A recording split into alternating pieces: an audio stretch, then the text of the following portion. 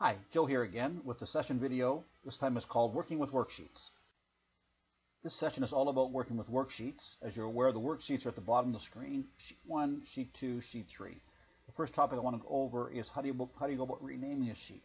Now, you don't need to rename sheets. That's not required, but it's just a good practice to do so. If I don't rename these sheets, I come back into this file 6 months from now, I'll have a hard time knowing which kind of data is on the different sheets. So to rename a sheet, it's just a matter of doing a double click on it. So I'll put my mouse on the Sheet 1 tab at the bottom and double click. And I'll just type in the word sales and for January. And when I'm finished typing the name of my worksheet, I'll touch enter on the keyboard and I now have a worksheet called Sales January. Now, if I decide I want to move that sheet to another location, let's say for whatever reason, I want to move it over so it's just before Sheet 4. So to move a sheet, all I'm going to do is put my mouse on the name of the sheet that I want to move. I'm going to hold my left mouse button down. A little white piece of paper shows up. I'm going to drag to the right until I'm just before Sheet 4. That's where I want to put the sheet. A little black arrowhead shows up. I'll let go of my mouse, and I'll move that sheet to be positioned just before Sheet 4.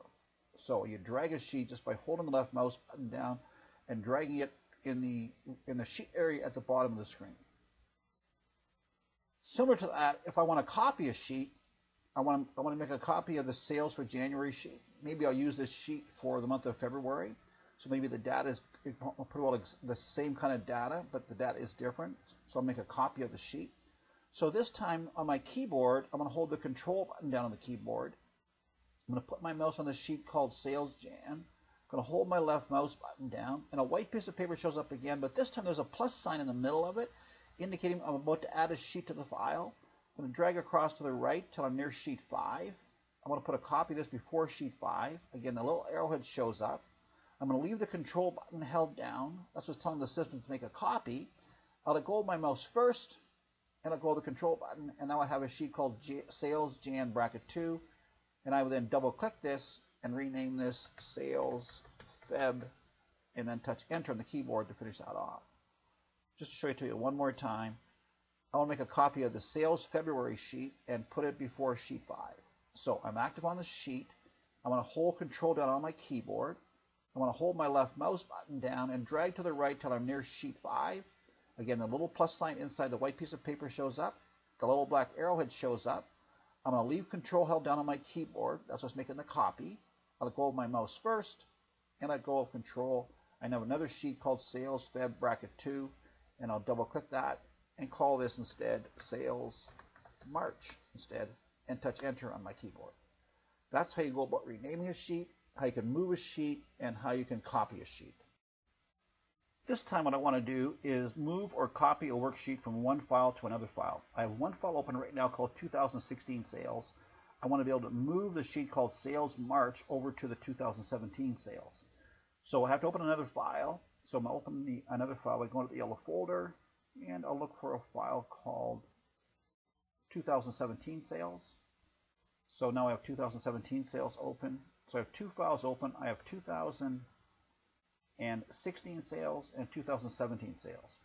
I want to move the sheet called Sales March from the 2016 Sales to the other file called 2017 Sales. So to do this, I right-click on the sheet that I want to move or copy to another file or another book. On the shortcut list, I'll left-click on Move or Copy. Now in this window in the bottom left-hand corner, if I wanted to copy it, I would put a check mark which says Create a Copy. In this case, I don't want to copy it, I want to move it. And then at the top of the window it says Move Selected Sheets to Book, and it thinks I want to move it in the same file that I'm in, which is 2016 Sales. If I click on this box, I'll get a drop-down list, and I can either choose a brand new book to move this to, or I could also move it to the other file that's already open called 2017 Sales. I'm going to click on 2017 Sales, and then in this lower part of the window, it shows me all the sheets that are in the 2017 Sales sheet file. I want to put this before Sheet 1, so just make sure I'm active on Sheet 1. And when I click OK, what's going to happen is it'll quickly flip over to the 2017 Sales file. So I'll click OK. I'm now in the 2017 Sales file, and the Sales March sheet moved over to it from the other file. So it's going to try this again. I'm going to go back to the other file called 2016 Sales. I'm going to click on Sales Feb, and this time what I want to do is make a copy of this sheet I want to leave it in the 2016 sales file, but put a copy of it over in the 2017 sales file. So again, I right-click on the sheet called Sales Feb. I left-click on Move or Copy. Now this time, I'm going to put a check mark in the box where it says Create a Copy, because I want to make a copy of it this time. I'll go back to the top where it says Move the Selected Sheets. It really should say Move or Copy the Selected Sheets to Book. I'll click on the drop-down arrow. I'll choose 2017 Sales. And this time I want to put it before Sheet 1, in other words, after the one called Sales March. And I'll click OK. And what it does, it takes me back to the 2017 sales file. I can now see I've got Sales Feb and Sales March in that file. So just a nice, easy way to move or copy a worksheet from one file to another. It's a right-click method. I've moved back now to the 2016 sales file. And at the bottom of my screen, I have 4 or 5 worksheets. Now, I need a brand new worksheet to work with, so there's a couple of ways of doing it. The easiest way is to take your mouse on this little marker down here and click. And what that does, it creates a brand new sheet. In this case, it calls it Sheet 20. Now, if you did this in Excel 2013, it would be a little plus sign down here. So again, to go to a brand new sheet, the fastest way, just to click the little marker to the right of the sheet tabs, and that creates a brand new sheet. The other way to do it is a little bit longer to do. You could do a right click on a sheet, click on Insert, make sure you're on Worksheet, and click OK. To me, that seems to be a longer way of doing it, but you can certainly do it that way if you decide to do so. Now, the reverse of that is if you want to get rid of a sheet. So I want to get rid of Sheet 20. So I'll click on Sheet 20, then I'll right-click on Sheet 20, and on the pop-up list, I'll click on Delete. And sometimes you'll get a window saying confirming it. In this case, I've got my system set up so I don't need to confirm that the delete takes place. So again, right-click on a sheet, left-click on Delete to get rid of a sheet. The next topic I want to go through is how you set the default number of worksheets for a brand new file. It's very possible when you set a brand new file in Microsoft Excel, you might only have 1 worksheet at the bottom of your screen or maybe 3 worksheets at the bottom of your screen. And what you might want to do is make it so in any new file you start in Microsoft Excel, you automatically get a lot more sheets to work with. So to set your default in Microsoft Excel for the number of worksheets for a brand new file or brand new book, click on the File tab and move down on the left-hand side to Options. In the Excel option window, a bit lower down, about halfway down, it says when creating new workbooks, it says include this many sheets. Mine says 18 right now. I could change this to be a higher or lower number. And then when I finish this and click OK, all the future workbooks that I start will now have 14 or 15 worksheets depending on what I set in that window.